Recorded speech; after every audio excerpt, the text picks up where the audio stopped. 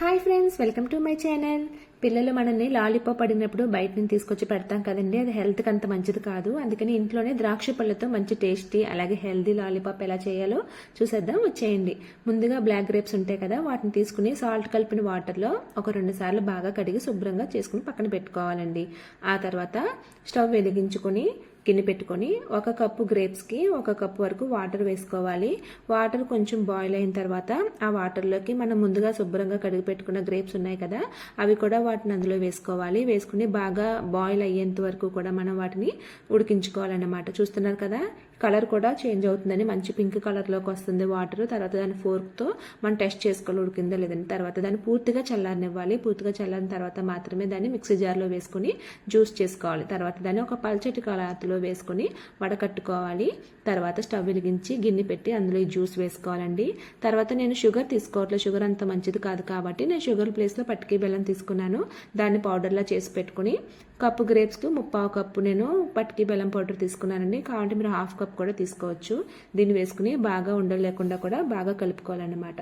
ఆ తర్వాత ఇలా కలిపిన తర్వాత ఇందులో చిన్న small pinch of salt, just small pinch వేసుకుంటే చాలండి. వేసుకుని మొత్తం మిశ్రమం అంతా కూడా బాగా దగ్గర పడేంత వరకు కలుపుకోవాలి. మనం స్టవ్ మీద పెట్టి వెళ్ళిపోకూడదు, దగ్గరుండి మనం దాన్ని అలా కలుపుతూనే ఉండాలన్నమాట. దీన్ని మనం వాటర్లో వేసి చెక్ చేసుకుంటూ ఉండాలి. ఇది చూస్తున్నారు కదా, ఇలా అయిన తర్వాత ఒక బౌల్లోకి వాటర్ తీసుకుని దాన్ని మనం కొంచెం తీసుకుని టెస్ట్ చేసుకోవాలి. అది గట్టిగా ముద్దలా అయ్యి ప్లేట్లో వేస్తే టింగ్ అని సౌండ్ రావాలన్నమాట.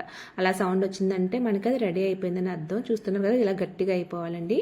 ఇలా గట్టిగా అయిపోయిన తర్వాత మనం దాన్ని దగ్గరగా తీసుకొని ఒక ప్లేట్లోని నెయ్యి వేసి బాగా ప్లేట్ అంతా కూడా అప్లై చేసుకోవాలి. ఒకవేళ లేదంటే మీ దగ్గర కనుక బటర్ పేపర్ ఉంటే కనుక అందులో వేసుకున్నా కూడా పర్వాలేదు. నా దగ్గర బటర్ పేపర్ లేదు, అందుకని నేను ప్లేట్లోనే నెయ్యి వేసుకుని దానికి అప్లై చేసుకున్నాను.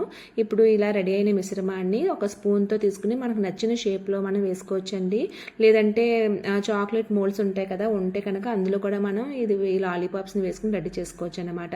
ఇలా స్పూన్తో తీసుకుని మనం నచ్చిన షేప్లో వేసుకుని దానిపైన ఒక ఐస్ క్రీమ్ స్టిక్ ఉంటుంది కదా, అది మధ్యలో పెట్టాలి. లేదంటే మీ దగ్గర టూత్ స్టిక్ ఉన్నా అది కూడా పెట్టుకోవచ్చు. నా దగ్గర ఐస్ క్రీమ్ స్టిక్ అవైలబుల్గా ఉంది కాబట్టి నేను అది పెట్టాను.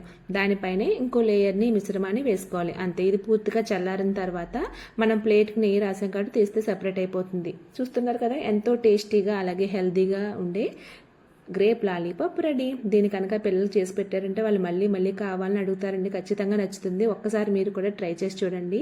నా వీడియో కనుక మీకు నచ్చినట్లయితే ప్లీజ్ లైక్ చేయండి, షేర్ చేయండి. అలాగే మరిన్ని వీడియోస్ కోసం వాచ్ చేయండి. Thank you for watching.